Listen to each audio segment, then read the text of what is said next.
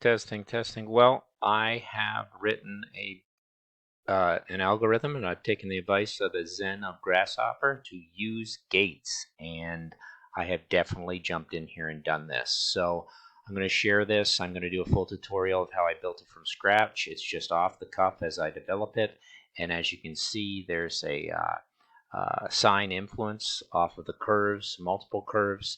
There's a little bit of gated information within here. So if we zoom in and take a look, generally defining a point system to begin with, interpolated curves through that, start and ends, a line that can go up and down as the gate line, dissecting points and dividing lines to basically find out a pattern of larger or less than on the z-axis. And getting a true false value that I can call the pattern through some beautiful points, reassemble those points, then find those interpolated curves, find out that which is in between them, take a subcurve, the shorten one into a pipe, and do a little bit of a flow. Now that's very fast, but the power of this script is right here. So let's take a look at the whole thing. Let's go into this animate and animate for a few seconds, and I'll just ramble on about it. And you can see the first one's a little bit extended, but as this runs through 24 steps, which I could choose as many or as little as I want, you'll notice that the pipes are always working, but the surface sometimes comes and is extruded between this point. So the variety and change in something like this, in such a simple, small script with a little bit of gate logic using a little bit of greater than and less than with sine curves, you can see the influence of this. There's no way to come at the same thing twice. Now, these would be pretty interesting forms cast. Just piped and extruded is enough and to flow them along the surface that I've dictated from a simple cylinder. These scripts are infinite. There's nowhere to begin. There's nowhere to end. I'm just absolutely thrilled by what I'm seeing. I'm just taking a look here. It takes a second to move anything. Yeah, we're at the 15th iteration, and you can see the variety that you're getting just in a nice extruded surface pipe that's informed by a little bit of math. And you get all these changes. And you can really control them. Go in there and find an iteration you like.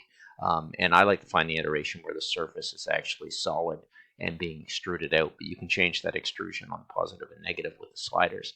This is going to be quite a cluster for our jewelry if they use it. This is the type of design that I think anybody can make, but I don't think anybody would make it the same as someone else. So pretty infinite in its choice, and what I'm going to do is go in here when it gets to the 24th script, is leave it back to the round and see if I can't just place this in a section where you actually get a surface. So I'm just sliding here, and it takes about 3 seconds to run the script. Hard to say where it's at. As soon as you get one you like, you realize you've jumped away from it. I think 6.1 functions for this one. Hard to say. You really just have to play around with it, and it is a slower script. I'll take it off the revolve just to do that. Let's go into edit and just plug away and see if we can't just find one. I thought 6.1 worked with the surface, but I could be wrong because I probably changed the the graph slider. Yeah, as soon as you move anything, you've made such a difference in this. Yeah, I just love the forms, and just this one parameter poses enough for me in a sense of a golden or silver band. Some of it's awfully sharp, but then you could soften the edges as well. And I'm just going to keep going farther and farther and farther. And once again, it's an infinite array of what you want to do. But I'm not having a lot of success on my surface. If I can get that surface to work, it's actually nice. But it's hard to find the pick where that one actually functions. Otherwise, you're just using pipes.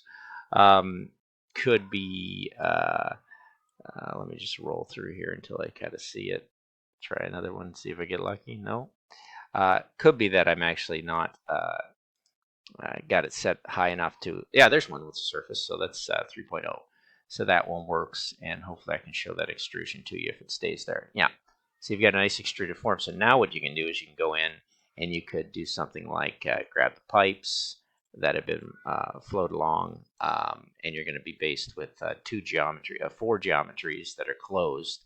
And so what I can do is take this and bake it, and I'll bake it not by joining it and that should allow me, if it takes a second, to leave this screen, go into here to we'll do a select edit this one, shift select edit that one, shift that one, shift that one, and those are the 4 that I can throw on the EMAP, which might be nice. And there we go. And you get a nice little silver on red, and we'll throw it into rendered. And there you go. You get a pretty nice form. And that one should grab the rest, and I could probably put a little zebra on there just for fun. Zebra, and change that color to a dark green, or a dark green if we want to see it. And that should do it. And there you go. You got a pretty nice, sharp, dangerous piece of jewelry turntable. I'm going to walk through the building of this from scratch.